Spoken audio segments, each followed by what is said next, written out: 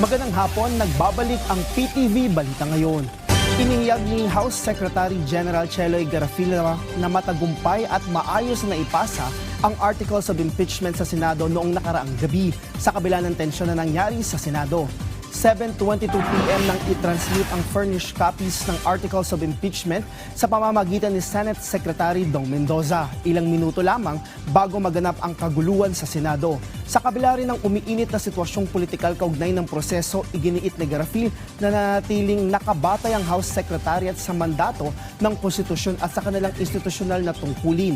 Nagpasalamat din si Garafil sa lahat ng personnel at partner agencies na tumulong para matiyak ang maayos at ligtas na pagpapasa ng Articles of Impeachment sa Senado. Pagkatapos nito, inaasahang magkokonbine ng Senado bilang impeachment court para litisin si Vice President Sara Duterte. Samantala, alamin natin ang iba pang balita sa PTV Davao mula kay Jay Lagang. Mayong adlaw, problemado karon ang ubang mga biktima sa sunog sa Barangay 23-C sa ilang kahimtang sa evacuation center tungod sa masinating kainit sa panahon sa adlaw ug sa ulan matag gabii. Busa nang hinaot sila nga makadawat og dugang hinabang alang sa pagtukod og balik sa mga naugdaw nilang mga balay. Hinuon giandam na sa Davao City Social Welfare and Development Office kon CSWDO ang tabang pinansyal nga ihatag sa mga nasunugan. Dinalang sa mga nanag-iya sa mga balay nga naugdaw sa sunog, anasa 20,000 pesos ang ilang madawat. Samtang sa mga balay nga nadanyos, anasa 15,000 pesos ang madawat sa house owners. Samtang sa sharer, renter o caretaker, tig 10,000 pesos ug alang sa boarders, anasa 5,000 pesos ang madawat. Gawas sa anukan nga kagamhanan ng hatag sab ug hinabang ang mga opisina sa uban pang mga opisyal sa syudad.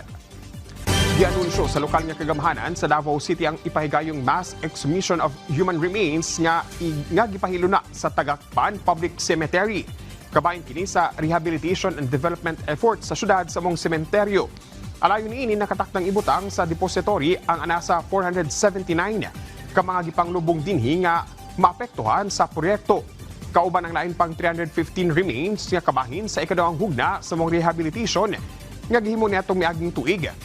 Busa nanawagan ng lokal nga kagamhanan ngadto sa mga pamilya nga dunay gilubong sa mong sementeryo nga maapektuhan sa proyekto nga mubisita sa hinanaling panahon alang sa orientation lakip ang paghisgot sa mga opsyon sa reburial.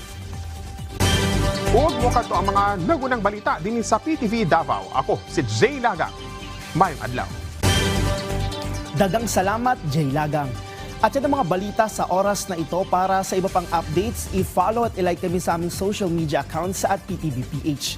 Ako si Rod Lagusad para sa Pambansang TV sa Bagong Pilipinas.